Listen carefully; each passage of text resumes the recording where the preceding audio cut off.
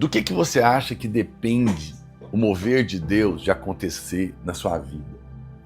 Você consegue perceber o ponto de partida disso? Você gostaria de saber onde está esse santo segredo para que Deus possa agir poderosamente na sua vida? Então fica comigo, porque está começando mais um devocional na presença do seu Pai. Muito bem.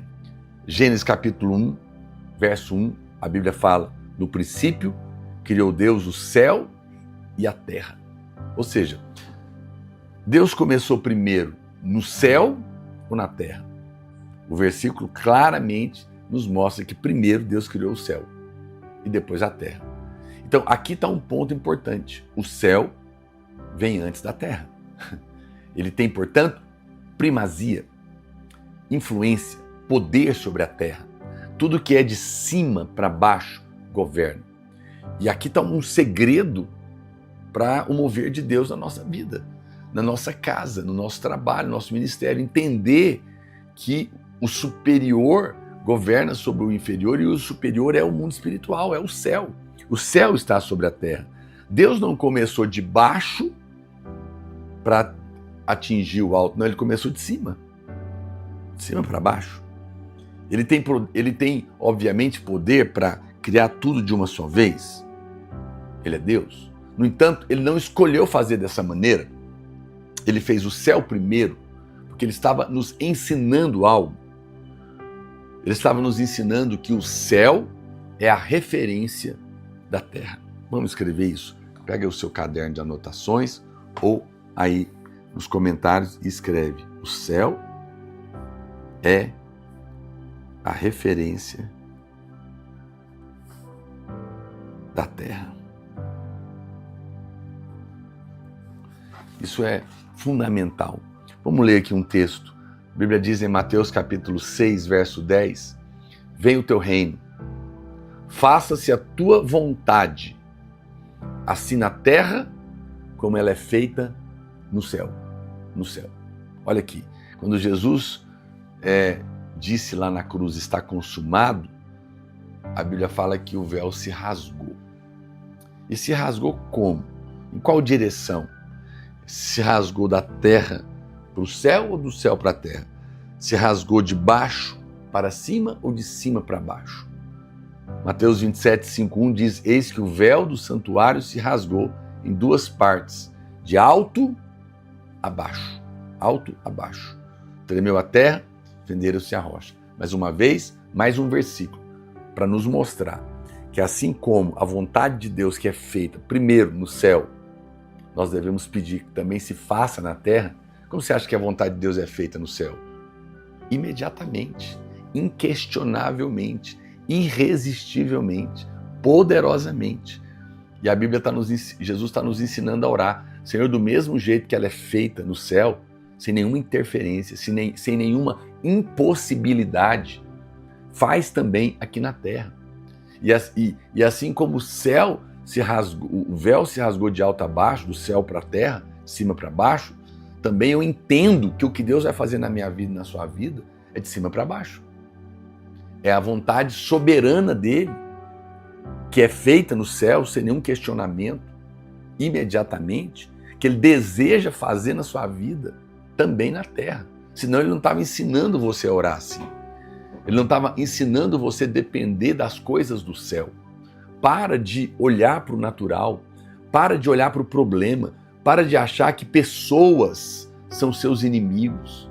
Para de pensar que os problemas que estão te rodeando é por causa da política, do momento que nós vivemos, da inteligência artificial, ou seja lá do que for. Não seja uma pessoa natural. Entenda que existe um mundo espiritual por trás das coisas. E aprenda a depender da parte do mundo espiritual que é superior a todas as outras, que é o céu, que é o Senhor. E você vai ver, começar a mudar circunstâncias e situações na sua vida. Veja que esse texto que eu li, do véu que se rasgou, é uma prova de que nada é do homem para Deus. Não. Tudo é de Deus para o homem. De Deus para o homem. Não é a obra que você faz que pode te fazer relevante e vencedor. e sim a obra que ele faz é que pode te levar ao lugar que ele preparou para você. É a obra dele, não a sua. Nada começa no que você pode fazer, mas tudo começa no que ele já fez na cruz. Nada começa em cumprir obrigações, mas tudo começa em crer que ele já proveu incondicionalmente para mim e para você. Tudo já está preparado. Pastor, o que é religião então? Vou te ensinar, preste atenção. Religião é o homem tentando subir uma escada da terra para atingir o céu. Isso é religião. Mas o que é o evangelho? É Deus que estava no céu, descendo pela cruz para chegar na terra e nos alcançar. Religião é você tentando subir. Graça e vida cristã é Deus descendo para te alcançar. Isso merece até você escrever aí. Não vou escrever de novo aqui no caderno. Mas essa é uma definição maravilhosa. Gênesis capítulo 28, 12. A Bíblia fala: e sonhou, eis posta na terra uma escada, cujo topo atingia o céu, e os anjos de Deus subiam e desciam por ela. O Evangelho liga uma escada no céu com a terra. João 3,13 diz: ora, ninguém subiu ao céu, senão aquele que de lá desceu, a saber, o Filho do Homem, que está no céu. Religião, portanto, mais uma vez, mais um pouco mais de conceito para você, é o homem tentando escalar uma montanha para atingir o topo do sucesso na vida. Mas o Evangelho é Deus descendo ao vale para resgatar ao homem e, a partir de Deus, levá-lo ao sucesso do propósito. Não pela força do homem, não pelas manobras do homem, mas pelo seu poder. É Deus descendo até você. Religião é você tentando chegar a Deus. Cristianismo, graça, é Deus descendo até você, se fazendo homem, morrendo a morte de cruz, para ser acessível por você a Ele e a partir dele mudar a sua vida. As coisas não começam embaixo, portanto. Mudança na sua casa, no seu casamento, na sua vida financeira, espiritual, emocional, não começa embaixo, começa em cima. Por isso que Jesus diz em Mateus 6,33, buscai, pois, em primeiro lugar o seu reino e a sua justiça, e todas essas coisas te serão acrescentadas.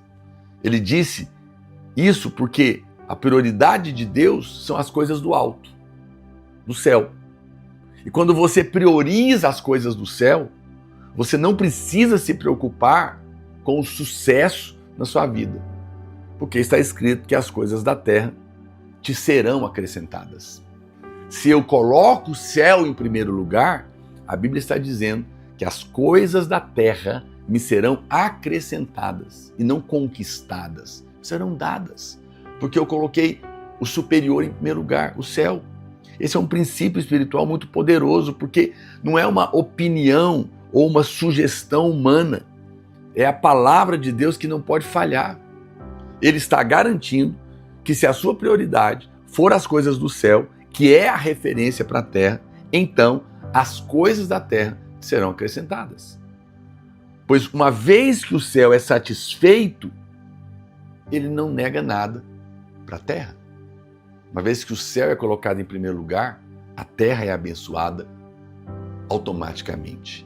Quando eu priorizo as coisas de cima, eu entro na dimensão do entendimento de que os céus são os celeiros da terra. E esses celeiros têm janelas que, quando são abertas, derramam sobre nós bênçãos tais, da qual vem a maior abastança. Vamos ver isso na Bíblia? Malaquias capítulo 3, verso 10 diz: trazei todos os dízimos à casa do tesouro, para que haja mantimento na minha casa, e provai-me nisso, diz o Senhor dos Exércitos, se eu não vos abrir as janelas do céu, e não derramar sobre vós bênçãos sem medida. Por vossa causa repreenderei o devorador, para que não vos consuma o fruto da terra. A vossa vide no campo não será estéril, diz o Senhor dos Exércitos, e todas as nações vos chamarão felizes, porque vós sereis uma terra deleitosa, diz o Senhor dos Exércitos. Olha o que está escrito aqui.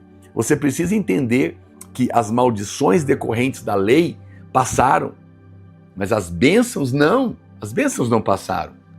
Só que antes a relação era de obrigação, mas agora é de fé. É de fé. Essa promessa, janelas abertas, devorador repreendido, esterilidade cancelada, amar a vida, ver dias felizes, essas promessas não passaram. Elas são bênçãos decorrentes do cumprimento da lei por Cristo no nosso lugar. Eu não tenho que fazer barganha com Deus sobre isso, mas eu preciso entender que esse é o princípio que nós estamos abordando hoje, a visão da nova aliança. Quando os céus são a sua prioridade, quando você se dispõe a viver para Deus em primeiro lugar, as consequências desse ato de fé libera a promessa de Deus na sua vida.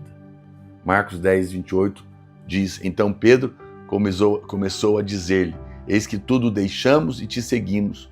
Tornou Jesus: em verdade vos digo que ninguém há que tenha deixado casa, ou irmãos, ou irmãs, ou mãe, ou pai, ou filhos, ou campos, por amor de mim e por amor do Evangelho, que não receba já no presente o cêntuplo de casas, irmãos, irmãs, mães, filhos e campos, com perseguições, e no mundo por vir a vida eterna.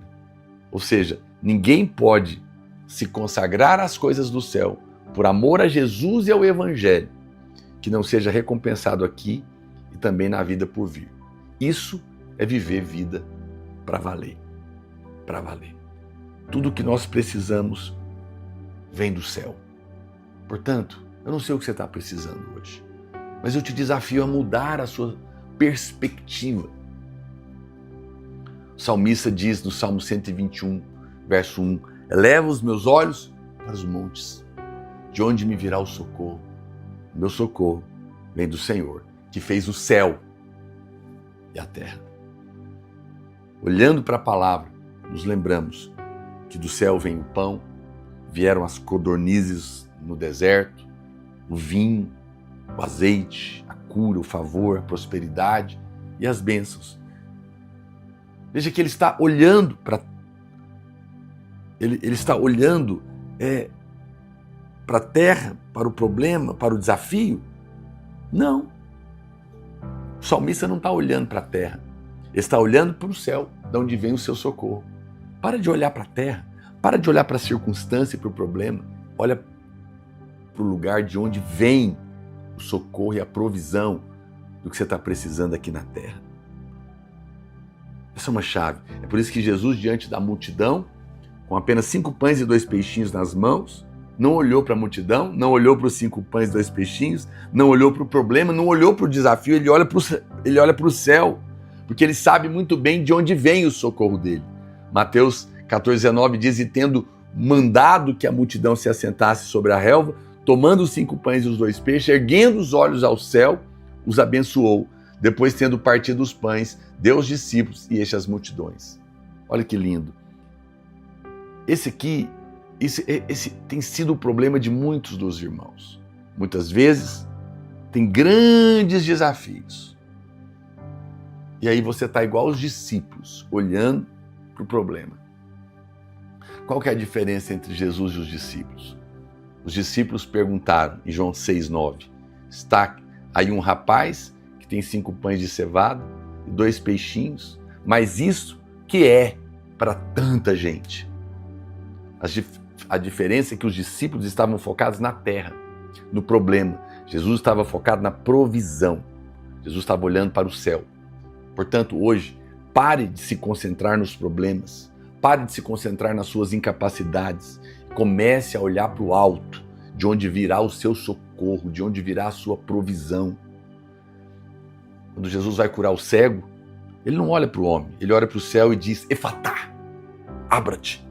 Ele não olha para o homem surdo e gago, ele olha para o céu, porque o céu é a referência. E hoje, se você parar de olhar para o seu problema, para a sua luta, sua dificuldade, sua necessidade, e olhar para o céu de onde vem o seu socorro, e crer, sem merecer, pela graça, você vai ser surpreendido.